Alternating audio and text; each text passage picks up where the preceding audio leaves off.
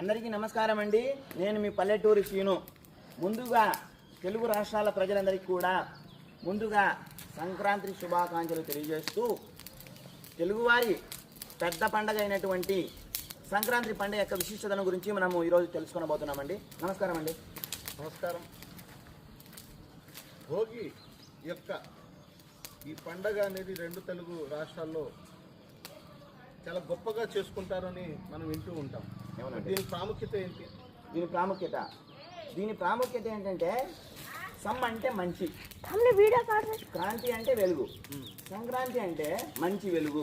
Okay, అంటే ఇన్ని రోజులు మనం చీకటి రోజులు గడిపి ఉంటాము, ఇప్పుడు కొత్త వెలుగు రావాలి అనే ఉద్దేశంతో సంక్రాంతి అనేటటువంటి పండుగను జరుపుకుంటాము. ఇంకా మీ అనుమానం చెప్పండి. అంటే మామూలుగా మనం పెద్దవాళ్ళు చెప్తూ ఉంటారు, మనం వింటూ ఉంటాం. సంక్రాంతి పండుగ అంటే కొత్త పంట, ఎప్పుడైతే మనం పంట ఇంటికి వచ్చినప్పుడు ఆ కొత్త పంటని సందర్భంగా ఇంటికి వచ్చిన సందర్భంగా మనం సంక్రాంతి అని వింటూ ఉంటాం. మరి ఇది నిజమేనా? అవునండి.